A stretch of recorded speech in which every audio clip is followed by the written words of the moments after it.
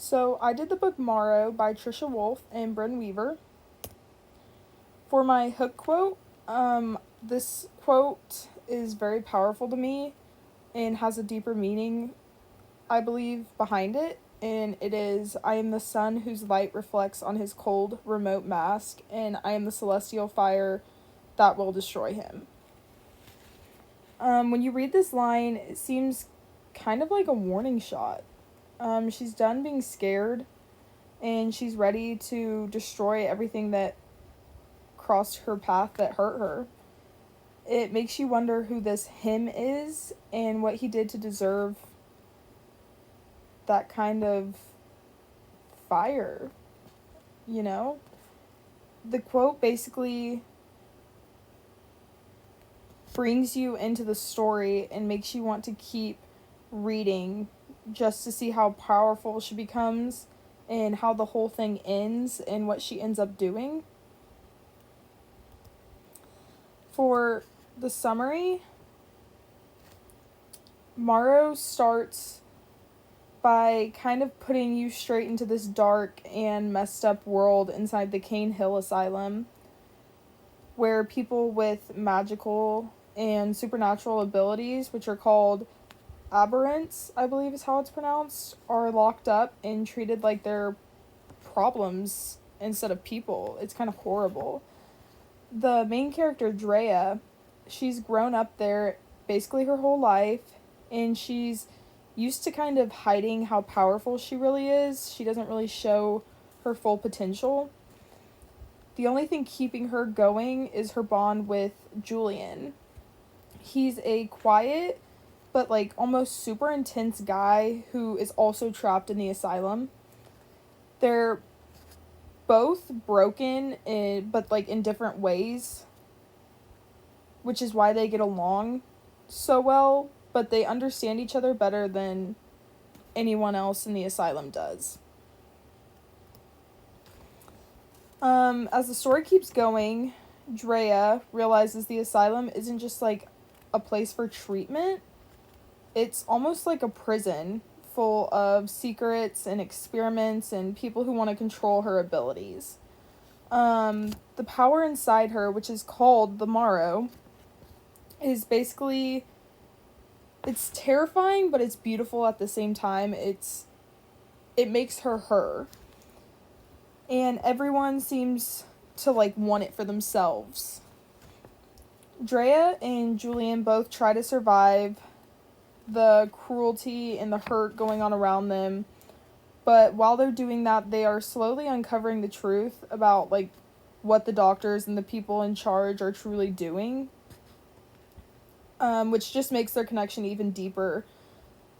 But that also comes with the danger behind it all, because the more that Drea learns about herself, the more unstable everything else around her becomes. Eventually things just explode. They go up in the air, both literally and like with her emotions. Her powers start waking up and becoming like more real, and she can't just keep pretending that she's not like this person who's just harmless. Secrets about her past start to come out, and she learns that she was never meant to like be a patient at the Cane Hill Asylum, but that she was meant to be this powerful, dangerous human being, almost like a weapon. The asylum tries to fix her and take her control, but Drea was done feeling trapped. Julian becomes her weakness and her anchor. He keeps her steady and keeps her going, and together they fight to break free and be their own person from the asylum that's been using them pretty much their whole lives. By the end, Drea has fully stepped into who she's meant to be. But it's both terrifying and basically costs her everything she knew. Because the only thing she knew was the asylum, because she pretty much grew up there her whole life. She began to realize how strong she is, which only made the situation more dangerous. And she becomes more willing to just destroy anything that tries to cage her again and put her in that situation. The story pretty much ends with her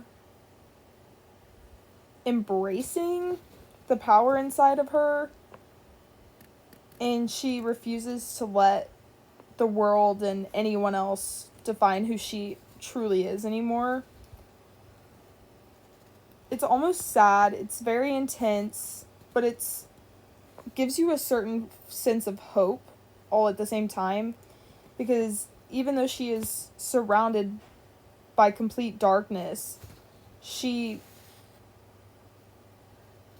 finally chooses her own path instead of letting other people write her story for her. And it's just amazing. In the end, she truly becomes who she was meant to be. In the end, Morrow shows how Drea's whole entire life journey, from being trapped and controlled to finally breaking free and taking her power back. The whole story is pretty much about her finding who she is and her voice and choosing who she wants to be.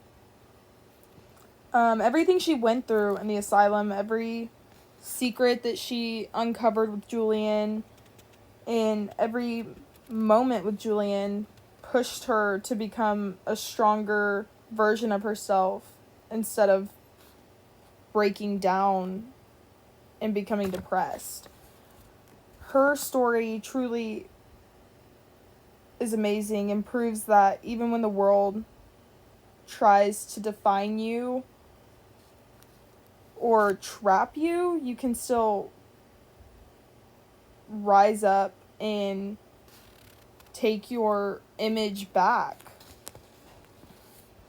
It wraps everything up by showing that Drea's power, it isn't just magic. It is her choosing herself for the first time, which is truly incredible, which is why I also love this book so much.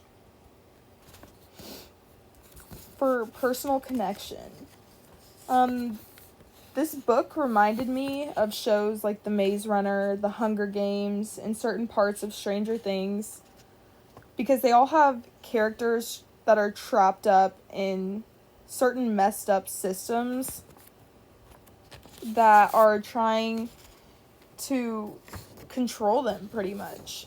The whole secret experiments that she went through reminded me a lot of the show The Umbrella Academy as well.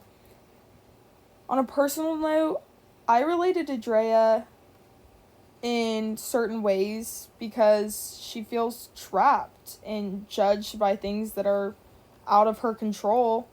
And I feel like everyone at some point in their life has felt that way. I also connected to her with how she wants to protect the people she cares about. Even when she's already hurting herself, you know? Especially like when you're overwhelmed, like you care about people so much that you don't care how hurt you get in the process, if that makes sense.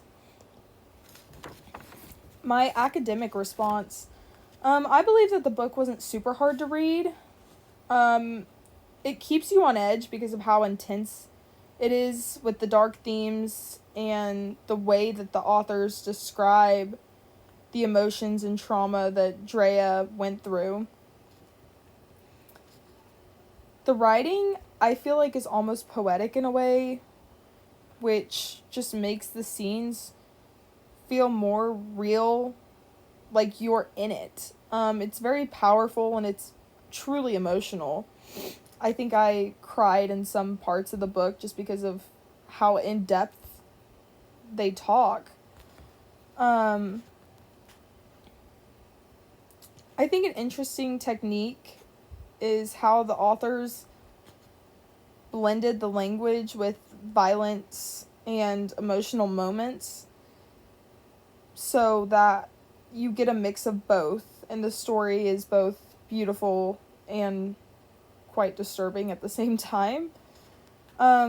They also use very strong imagery and symbolism, especially like with light and darkness,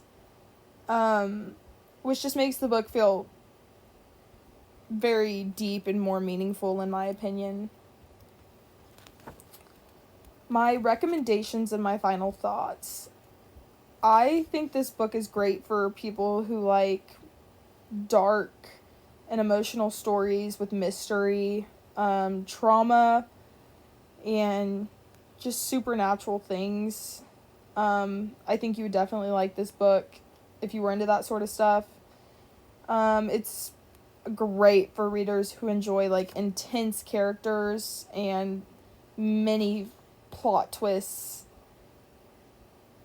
and, you know, that beautiful but kind of messed up writing at the same time. Overall, I thought the book was intense, but